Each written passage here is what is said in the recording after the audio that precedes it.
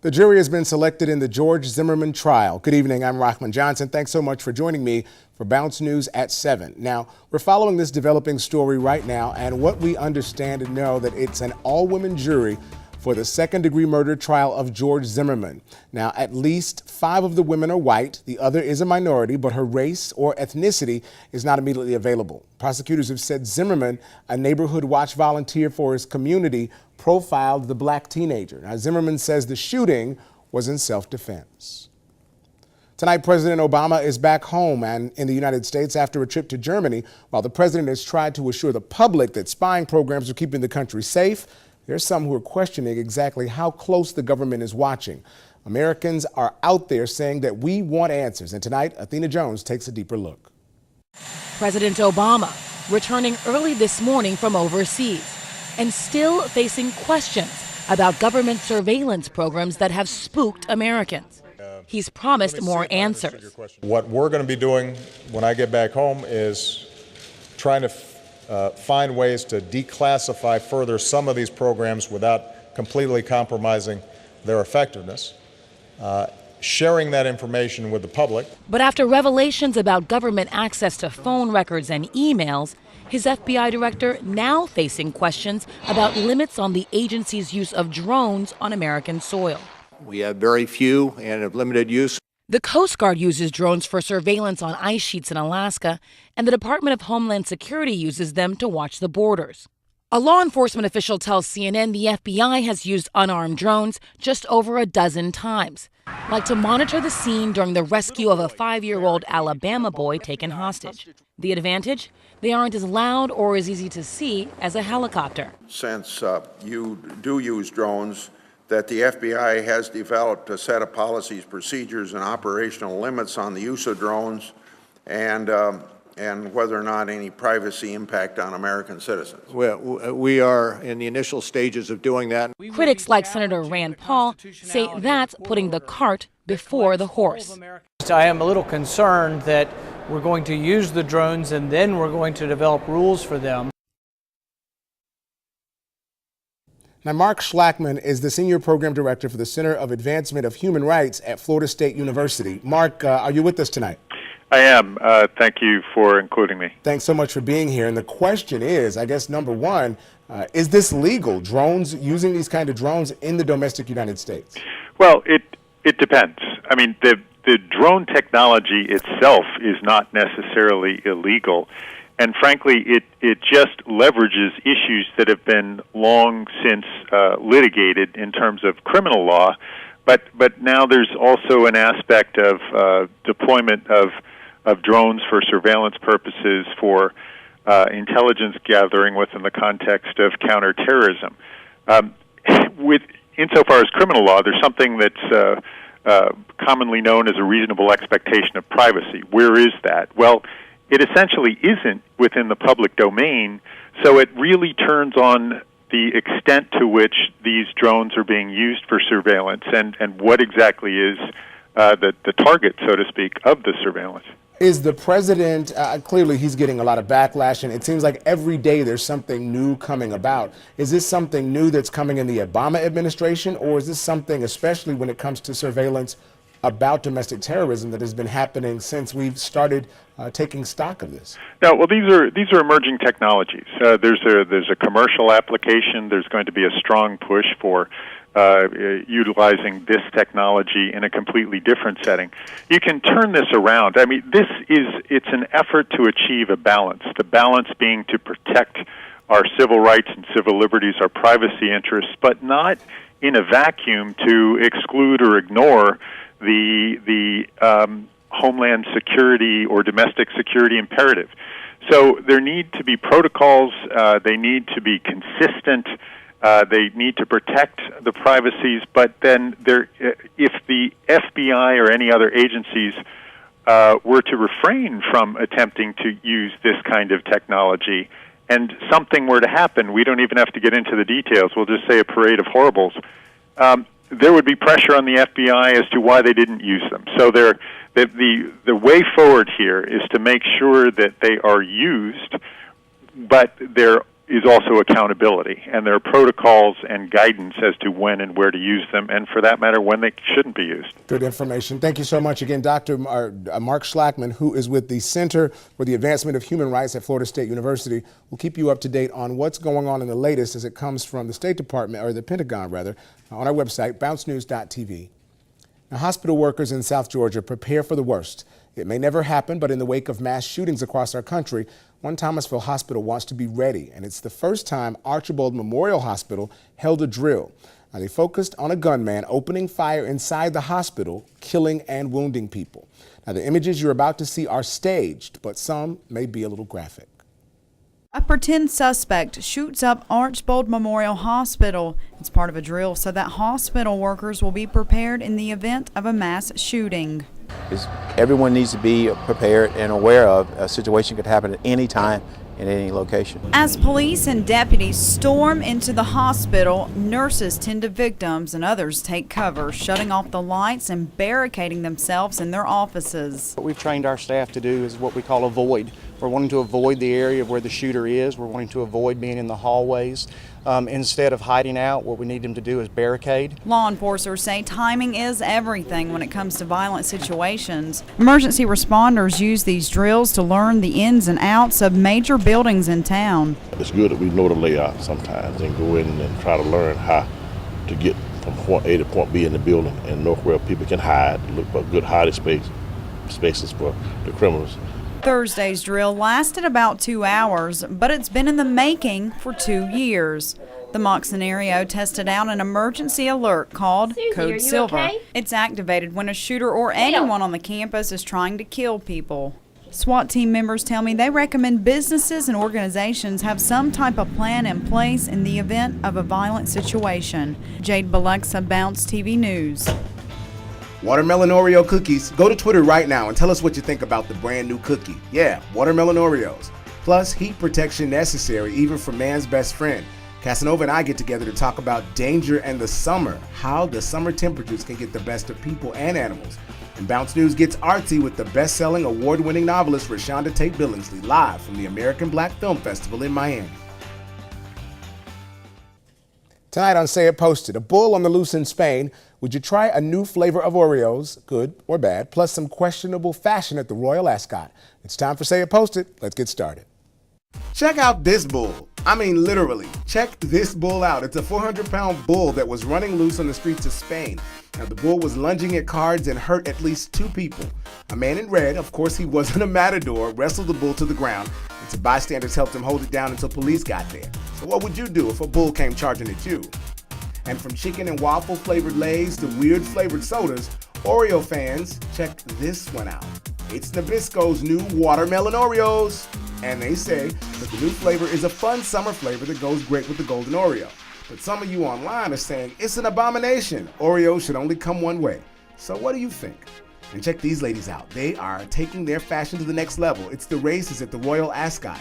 Today is Ladies' Day at the Royal meeting, and that means the outfits are, I guess, more creative than usual. And this is fashion, if you can call that, to the next level. Come on, say it, post it. It's your chance to say it and post it. Go on right now. You can stop by the website bouncenews.tv, Facebook us, or you can tweet me at RockmanJ or at BounceTVTower. We want to know what you're thinking. We'll be right back. Some deadly wrestling moves put one teen in a whole lot of trouble. Now, the Afghan Taliban is set to free the U.S. Army Sergeant Bowie Bergendahl. He's been captive for 5 years, and it's part of an exchange plan as President Hamid Karzai is now willing to join the planned peace talks with the Taliban. Now, dozens of soldiers returned home after serving nearly a year in Afghanistan. They arrived today in Fort Benning, Georgia. Many of them were doctors and surgeons who've been treating wounded troops overseas. Now, the death toll keeps rising after 2 rounds of blasts ripped through a 2-story restaurant in Suzhou, North China. That's in the Shanxi province. 3 are now dead after the Wednesday night explosions. And a teenager is now charged with second-degree murder after allegedly wrestling his young sister to death. The 13-year-old boy was reportedly a fan of professional wrestling, and he was asked to babysit his 5-year-old half-sister. Now, authorities say that the teen said he used the girl to practice wrestling moves. He also said he knew that TV wrestling was fake, but seemed to take pride in what he was doing. Now, the boy's mother won't be charged in the incident. Now, a canine police dog in Georgia was found dead in the back of a police cruiser, and the cause of death was heat stroke. Now, there is an investigation underway to determine if the officer who handled the dog was at fault. A 2010 Officer of the Year, he recently took second place at a canine dog handling competition. Barry, the officer, is now on paid administrative leave while officers investigate. Now, they're trying to determine if the 12-year law enforcement veteran will face any criminal charges. Now, of course, Casanova, one of the main things we want to talk about is the heat. And first of all, let's take a look at how hot we're getting right now. Our temperatures are fortunately cooled down because of the cloudiness that we've had today. So the heat containment in the car is not so much of a grave concern. But one thing that we should be concerned about is when we have that batch of full sunshine, it's definitely going to help to heat up the car, and perhaps we'll have time to discuss that. But for the time being, our temperature is still holding mostly in the 80s. And again, because we've had areas of cloudiness around the region, scattered showers not as intense as what we had earlier today, still encompassing sections of our eastern zones, maybe a little bit of heavy rain right up to 21 leading into the Quitman area. What was left of the activity across the eastern side of the Big Bend, that's been diminishing quite a bit, so we're even losing the lightning aspect of the activity. If you're still making outdoor plans for the evening, especially in our eastern counties, you may want to factor in the possibility for a few stray sprinkles in the forecast. And this could be a trend that lasts for perhaps a few more days. Good rain coverage coming up into the day tomorrow, as well as a little bit of extra rain leading into the weekend too, and then perhaps a decrease leading into early next week. So, in looking at the temperature again, we're getting hot. There's rain that's going to cool us down. But I want to go back to this story that we talked about in just a moment ago with this canine officer that died in the car. With it being summer, and we're reaching, as we can see, temperatures of getting up into the hundreds of degrees. And when you got the windows rolled up in a car, it gets even hotter. Yeah, and it's because the solar radiation is going through the windows of the car, and that radiation tends to be absorbed by what's usually a darker shade of color in the car, and then the reflection of that radiation just hits off the window, bounces all around the car, and makes the molecular reactions faster, which heats up the interior. So it can just take 10 minutes for a car to go from 90 degrees to 130 degrees. So the rule of thumb, I'm assuming, you leave no one or nothing that you want in the car. Even if you don't have anybody in the back seat, just check it, because you never know. You just might forget, hey, Fido's in the back, and you're going grocery shopping in full sunshine. That's a horrible combination. Thanks for the weather and also keeping us up to date. And I guess the best rule of thumb is always, always, always, when you're getting out of the car, take everything with you. Absolutely. We'll be right back. It's an award-winning author with a flair for the dramatic. Rashonda Tate Billingsley is live at the American Black Film Festival. Happening right now in Miami is the American Black Film Festival. Now, the festival continues until June 23rd at the American Airlines Center. And at the festival right now is award-winning author Rashonda Tate Billingsley. And Rashonda is joining us at the American Black Film Festival. We're working through some technical problems to get her in, but let me tell you what the film festival is about. There are many films that are going on, especially other events. Some of the things that are happening at the film festival are the American Family Insurance. And the highlight of the festival that's coming up right now, it'll happen tomorrow, is a conversation with Regina King. Now, what we're going to do in just a few moments, once we're up and live from the festival, is to tweet out the website. And if you're in the area or if you're going toward the area, the ABFF is a great place to catch some cinema and also see some of the innovative things that are going on there. But let's check in with Rashonda Tate Billingsley. Rashonda, are you there? Rashonda, are you with me? I am. You know, the technology in this day and age, but I am so happy to be here, even though we have an iffy connection. We're in a world of creating movies and can't seem to get that internet connection right. That's okay. I appreciate you joining us. And I know it's so busy there. I've been to ABFF in the past, and I know it's all kinds of things are going on. And I'm sure as an author that there may be some things that are inspiring you. So what are you seeing at the festival? Oh, it is just a wonderful experience. Right now, the Best Man holiday is going on. I've actually here in a dual capacity, both as someone who's having her work adapted to the screen, as well as just out here doing some media coverage. I'm covering the festival in general. What we're trying to do is just take a look at some of the upcoming movies that are coming out. And I tell you, the slate of things that are on board, you just better get your movie money ready because it is a lot in store for the moviegoer. Give me a preview. What are some, and obviously the Best Man Holiday is something that have been on the tip of everyone's tongue, and of course the Indie Film Showcase is one of my favorites, but what are some of the things that we should be looking forward to, some of the films that have piqued your interest? You know, the Best Man Holiday, we did get to see a preview that no one has seen yet, so I am so excited about that one. But we're also looking at a new movie with Ice Cube and Kevin Hart. Can you imagine those two together? It is called Ride Along. There's also a movie coming out, Baggage Claim, with David E. Talbert. There's also a great movie that I'm really looking forward to with Denzel Washington and Mark Wahlberg. It is a buddy cop system, and it is just, they are hilarious. You know, anything with Denzel is great, and then you throw in a little Mark.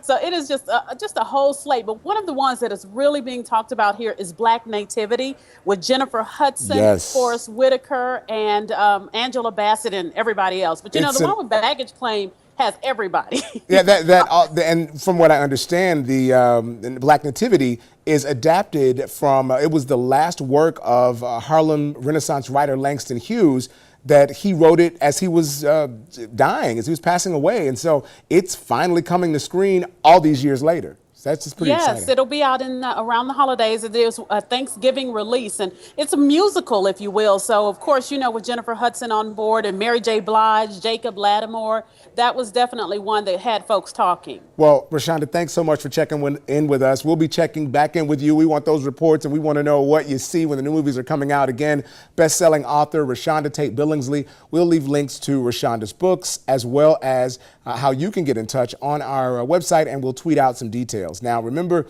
the festival goes on until the 23rd, and we'll also list the website for you on our Twitter feed. We'll be right back. Imagine spending your life never hearing your family say a word, and then one day, you hear a sound that makes you smile. It's one family's miraculous story, living better, mind, body, and soul. Your best life is on the way. Tonight in Your Best Life, a 3-year-old boy who was born deaf is hearing for the first time thanks to a special device. Dr. Sanjay Gupta shows us the moment the boy first heard his parents' voice. It could be called a modern-day miracle. Watch as this little boy hears his father's voice for the first time. Hi, Grayson. Talk to him, Daddy. Daddy loves you. Daddy loves you. Daddy. Yes, here. Can you hear Daddy? Before this moment, Grayson Clamp had never heard a sound. That's you. Grayson.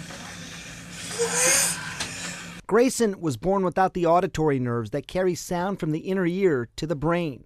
Initially, he was fitted with a cochlear implant, but without nerves, it was ineffective. Bird. That's when doctors at the University of North Carolina School of Medicine gave him this.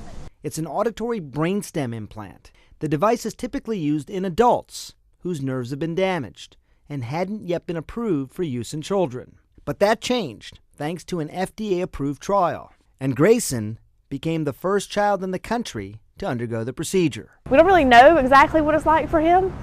We don't know exactly what he hears, if he hears everything we hear, some of what we hear. It really is the small things that make a difference in life. Sometimes we take for granted these things, but those small things are other keys to living your best life. Thanks so much for joining us. We look forward to seeing you tomorrow night. Have a good night.